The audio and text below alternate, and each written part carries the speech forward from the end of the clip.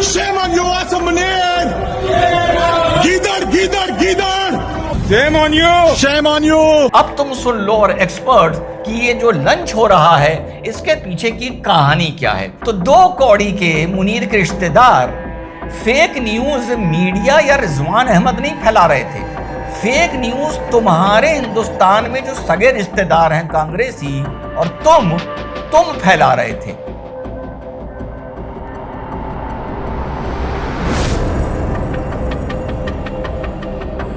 Hello नमस्कार, सत श्री अकाल, अस्सलाम वालेकुम। कैसे हैं जनाब? साहब, मुनीर के हिंदुस्तान में रिश्तेदार बहुत खुश हैं कि साहब मुनीर को व्हाइट हाउस में लंच के लिए बुला लिया गया है।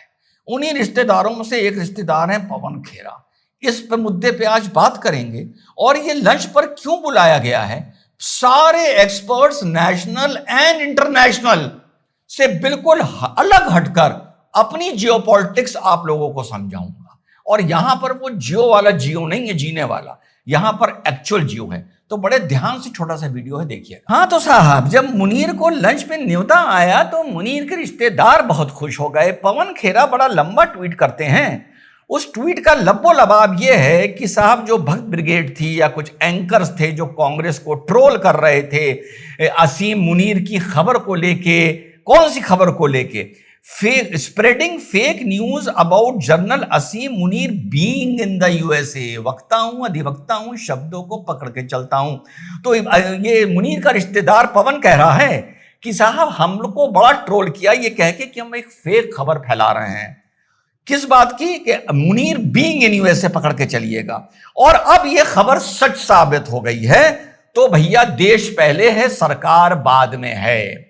तो 2 कौड़ी के मुनीर के रिश्तेदार फेक न्यूज मीडिया या रिजवान अहमद नहीं फैला रहे थे। फेक न्यूज तुम्हारे हिंदुस्तान में जो सगे रिश्तेदार हैं कांग्रेसी और तुम फैला रहे थे। न्यूज क्या थी 2 कौड़ी के? किसी ने इस बात को मुद्दा बनाया ही नहीं कि जनरल मुनीर अमेरिका इनवाइट किया जाएगा या नहीं जाएगा।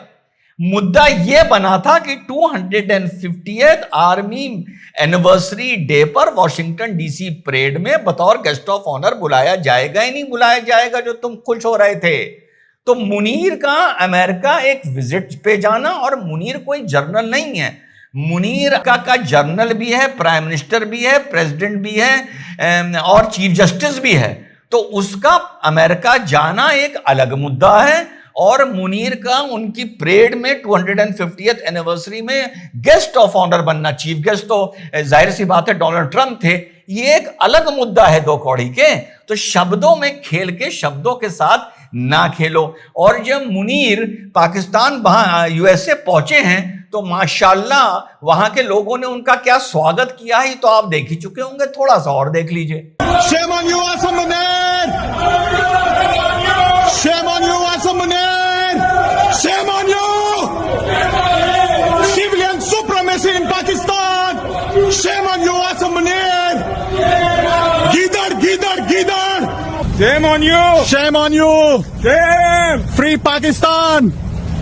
Civilian supremacy in Pakistan! हाँ, तो ये चीज दुनिया में किसी भी लीडर के साथ हो सकती है कि कोई लीडर कहीं जाए और वहां पर उसको इस तरह से गालियां पड़े या उसको हैकल किया जाए। लेकिन यहां पर मामला दूसरा है। यहां पर बुनियादी नफरत है। फॉर एग्जाम्पल, कनाडा और वहां पे खालिस्तान समर्थकों को ले लो, तो उसके पीछे एक पूरी इंसर्जेंसी की, एक देश को तोड़ने की एक पूरी कहानी है कि यहां से लोग तब वहां गए थे जब यहां पे एंटी इंसर्जेंसी ऑपरेशन चल रहे थे। वही लोग हैं जो इस तरह से इंडिया के गए हुए लीडर्स के खिलाफ गालियां देते हैं। लेकिन अमेरिका में जो मुनीर को गालियां पड़ रही हैं, इसके पीछे कोई देश को तोड़ना या इंसर्जेंसी नहीं है, सिर्फ इनसे नफरत है, इन चोरों से, इन्हीं के पाकिस्तानियों की। तो भैया, हिंदुस्तान में इनके रिश्तेदारों, अब तुम सुन लो और एक्सपर्ट्स कि ये जो लंच हो रहा है इसके पीछे की कहानी क्या है। सारे एक्सपर्ट्स आप लोगों ने सुन लिए होंगे। क्या बता रहे हैं कि साहब बेसिस चाहिए। मैं बता रहा हूं डॉक्टर सैयद रिजवान अहमद कि शायद अगर गलत प्रूफ हो जाऊं तो इस बात पे भी खुशी होगी कि पहली बार गलत प्रूफ हो गया। लेकिन ये मामला बेसिस का है ही नहीं। अमेरिका को अगर ईरान को ठोकने के लिए बेसिस चाहिए होंगी तो वो सीरिया को यूज कर लेगा, और आपके इराक को यूज कर लेगा, और सबसे बड़ी बात ईरान को यूज कर लेगा, इजराइल को यूज कर लेगा, क्योंकि इजराइल भी तो अपनी यहीं से वहां पर बॉम्बिंग कर रहा है, पहली चीज। दूसरी चीज, इनके 2 एयरक्राफ्ट कैरियर पर्शियन गल्फ पहुंच चुके हैं। कौन सा? कार्ल विल्सन पहुंच गया है और ट्रूमैन पहुंच गया है। दोनों में मिला के 150 फाइटर प्लेन्स एंड बॉम्बर्स हैं, 150। क्रूज मिसाइल और बैलिस्टिक मिसाइल छोड़ दीजिए, ये वो देश है अमेरिका जिसके 1 या 2 एयरक्राफ्ट कैरियर एक पूरे देश को बर्बाद करने की ताकत रखते हैं। पाकिस्तान बेसिस के हिसाब से is very close to Iran. Iran के लॉन्ग रेंज मिसाइल्स धीरे धीरे डिप्लीट खत्म होते जा रहे हैं, ये मैं सेकंड इस वीडियो में आप लोगों को अपडेट करूंगा। लेकिन शॉर्ट रेंज मिसाइल उनके पास पूरे बचे हैं, क्योंकि वो इस्तेमाल ही नहीं हुए हैं। तो अगर पाकिस्तान में अमेरिका की बेसिस बनती हैं तो ईरान सारे शॉर्ट रेंज मिसाइल पाकिस्तानी के ऊपर दाग देगा, और इस लड़ाई में पाकिस्तान भी इन्वॉल्व हो जाएगा। जो आज से 2 महीना पहले तेरा मेरा रिश्ता किया, ला इलाहा इल्लल्लाह की कसम खाकर ईरान में आया है। और जैसा मैंने कहा था कि अगर मुनीर इसमें इन्वॉल्व हो जाता है, it will be the happiest day for me. Why it will be happy day for me, क्योंकि भैया मैं फिर से मुझे गाली देने वालों को बता दूंगा कि देखो तेरा मेरा रिश्ता क्या, ला इलाहा इल्लल्लाह कैसे तार तार हुआ है। ठीक। तीसरा रीजन, चाइना पाकिस्तान में इतना पैसा लगा चुका है, बिक चुका है, गिरवी है, वो पाकिस्तान को कभी भी अनुमति नहीं देगा कि अब पाकिस्तान में अमेरिका की आकर वहां पर बेसिस बने, उसी कॉरिडोर के पास जहां पे ट्रिलियंस ऑफ डॉलर्स चाइना के लग चुके हैं। और ये भी ऐसी गलती नहीं करेगा, क्योंकि मुस्लिम वर्ल्ड में पाकिस्तान जो बड़ी नेतागिरी करता है, इसकी ऐसी की तैसी हो जाएगी। और तुर्की हो गया, सऊदी हो गया, सब आराम से चुप बैठे हैं, क्योंकि वो भी नहीं चाहते कि ईरान के पास न्यूक्लियर बॉम्ब हो, और पाकिस्तान भी नहीं चाहता कि ईरान के पास न्यूक्लियर बॉम्ब हो। इस मारे आप देख रहे होंगे इस टाइम सब लोग चुप बैठे हैं। जो ये लंच हुआ है, ये सिर्फ एक या दो कारण से हुआ है। ये मेरी एनालिसिस ऑफ जियोपॉलिटिक्स है। पहला, जो ट्रंप ने बात बोली वो वक्त लाइन पकड़ के चलिए, they know Iran better than anyone. Today with the Chief of Staff of the Pakistani Army, did you talk about Iran? Did that come up? Is there anything you can share from that meeting? Yeah, well, they know Iran very well, better than most, and They means Pakistan. Pakistan knows Iran better than anyone.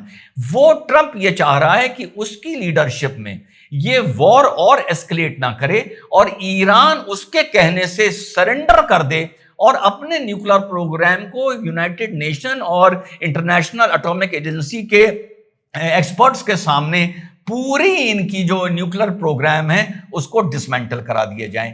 इसलिए मुनीर को बुलाया गया है कि तुम close हो Iran के, तुम ईरान को यह समझाओ कि वो खुद ये सब खत्म कर दे, वरना हम उसको पूरी तरह से बॉम्ब कर देंगे, सिविलियन न्यूक्लियर यूज के भी लायक नहीं रहेगा। और इसके बदले मुनीर, जब तुम तख्ता पलट के पाकिस्तान के आने वाले वक्त में डिक्टेटर बनोगे या प्रेसिडेंट बनोगे, तो यूरोप और अमेरिका तुमको मान्यता दे देगा और तुम्हें एक्सेप्ट कर लेगा as new dictator of Pakistan.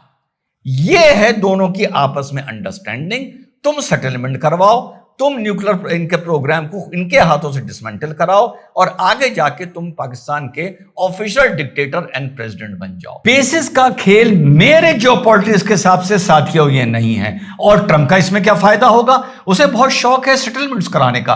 पूरी दुनिया से ट्रंप कहेगा, पूरे यूरोप से, कि मैंने तुम्हें ईरान के फाइनली न्यूक्लियर बॉम्ब से बचा लिया, और वो भी पीसफुली बचा लिया, so I need a Nobel peace prize. और तुम्हारे चक्कर में इंडिया परेशान रहेगा। कश्मीर का कोई फायदा नहीं, सिर्फ इंडिया परेशान रहेगा। तो ये तीनों काम इस मीटिंग से जुड़ रहे हैं। पहला, ईरान को समझा के उनका न्यूक्लियर पूरा एस्टेब्लिशमेंट डिसमेंटल करवा दो, इसके लिए मैं तुम्हें इनाम में डिक्टेटरशिप दूंगा, उसके लिए दुनिया मुझे इनाम में नोबेल पीस प्राइज देगी, और साथ ही साथ मैं घर बैठकर मोदी जी को टेंशन दे पाऊंगा। बाकी देखते हैं आगे क्या होता है। जय हिंद, वंदे मातरम, खुदा हाफिज।